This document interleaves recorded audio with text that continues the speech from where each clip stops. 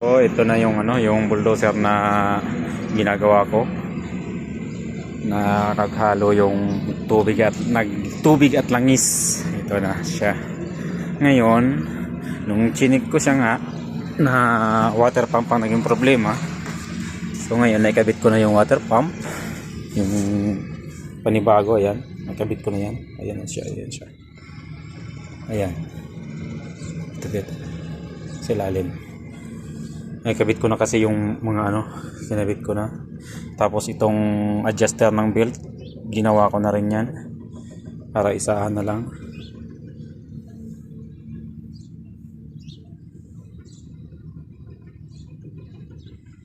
So ngayon, may isa pa ako nitong naging problema nito, pero napalitan ko na yung oil jet. Ang naputol. Ito siya.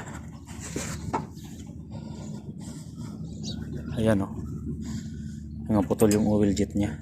Ayan. Dito yan. Nakaganyan yan. Paganito yan ang style. Ano yan? Kaganyan yan. So naputol. Pinalitan ko na rin yan. Dito yan. Dito sa side na to.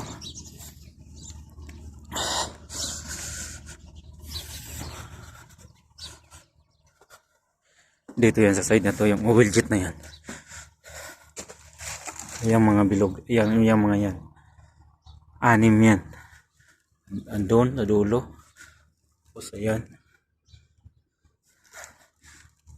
3 dito sa ilalim nitong injection pump. 3 dyan. Palitan ko na rin. Tapos, ito yung ito yung water pump niya na nasira. So ito nare-repair to. Kaso walang mabiling kit. Wala siyang mabili. I-request pa. Kaya posibleng i-repair ko pa yan. Tapos dito ko sa ilalim dito. Kasi yung crankcase ay yun pa ang ilalagay ko dito ngayon. Ayan. So dito dati yung may tagas dyan, ngayon wala na. May tubig na yan, may tubig na yung radiator niya. Yan. So yung crankcase ang ilalagay ko. Yan, ko pa yung crankcase dito. Sana makita yung yung oil. Ayan na yun. Ayan yung pinalitan ko. Yung oil jet. Ayan ang oil jet. Hindi kasi ako makailalim. Ayan. So yung 6 yan dyan sa ilalim. 6 yan nakahiliras dyan. Napaka-importante ng oil jet na yan. Yung oil jet na yan, yan ang nag-i-spray ng langis dyan sa loob ng piston, sa may ilalim ng piston, sa may ng pusrad. Ay, pusrad, connecting rod. Yan. Yan ang nagbibigay ng langis. Ayan. Ayan. Gaano kalaki yan. Makina yan. Ayan Ayan. Yan ang ilalim niya.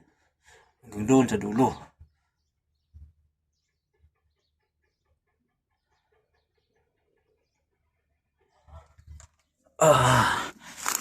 Aray.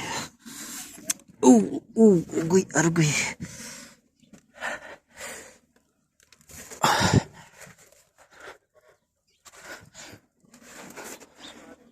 Nilagyan ko na yan ng tubig kahapon para ma-check kung may tagas pa nga ang langis. So ngayon na-check na ito kulang to, ihahalo dyan. Hahaluan lang ng coolant. Ayan So may tubig na siya. Hindi na nagbawas yung tubig.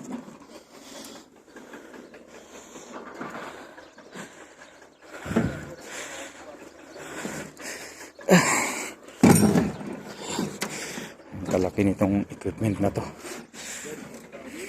napakahirap mag-akyat baba. Akyat baba, ilalim.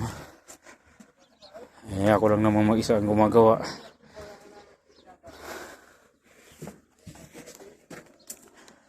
So ang ikakabit ko ngayon dyan, ito na lang.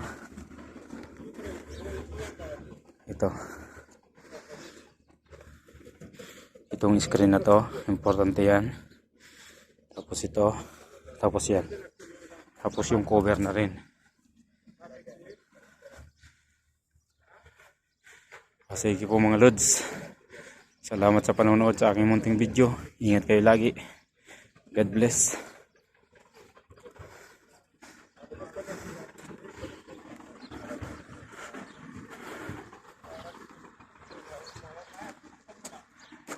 Yan ang kabuuan niya ng bulldozer na yan.